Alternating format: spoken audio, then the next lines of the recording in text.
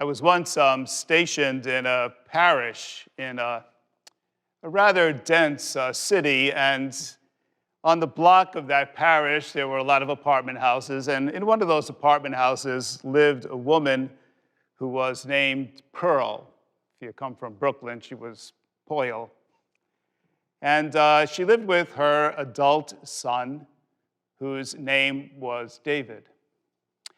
And David was probably in his 40s now, her only child, her only son.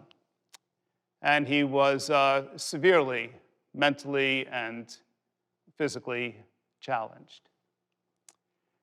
But Pearl would always be embracing that son. She would call him my little boy, and she would say, I love you, I love you. I love you so much, my little boy.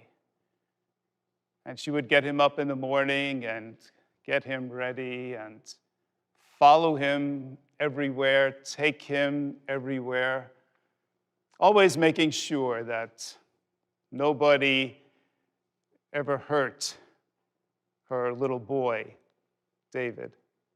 She would even tip some of the kids in the neighborhood to make sure that they wouldn't bully him, that they wouldn't make fun of him. She would get on the bus when he went to his special school, but she would sit on the bus to make sure that he was okay and the bus driver treated him well. Her face, was lined, and she always wondered, I guess, what's going to happen to my little boy? And some people would say, well, maybe you're going to have to put him away someplace. And she was never going to put him away someplace. Like Pope Francis says, now we have a throwaway culture. She was never going to throw away her son, but she wondered what was going to happen. He was gone. Her love was so fierce and so protective and unyielding. It was a mother's love. We've all seen it. We've seen mother's love. We know how strong it is, how powerful, how fierce, how all-embracing it is. And so today we meet a woman from Cana. She is, or a Canaanite woman, and she's, I guess, a foreigner. She's not one of Jesus' own or his disciples, and she hears about him, and she has a daughter that's very tormented, and she will just not take no for an answer. She wants Jesus to cure her tormented daughter, and she will follow him and answer any objection. And it almost seems strange that Jesus would be kind of pushing her aside or dismissing her, and yet she kept coming after her. Because a mother's love, a mother's love does not take no for an answer. She wanted him to take care of her daughter.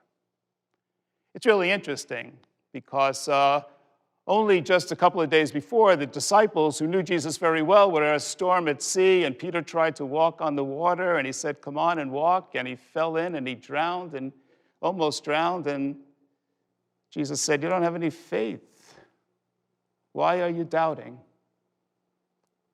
And then he goes to this Canaanite woman who knew nothing of Jesus, and yet she had faith.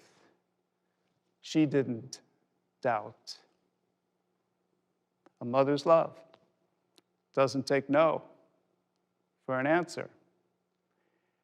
And so maybe that's what we are told today, that in spite of any doubts that we might have and any fears and any storms in our life, whatever it needs, whoever needs to be freed and blessed,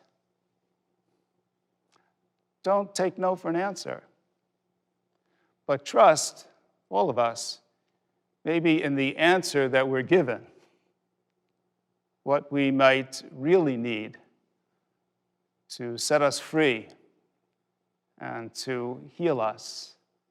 He says, "O woman, how great is your trust. May he say that about us, too. Amen.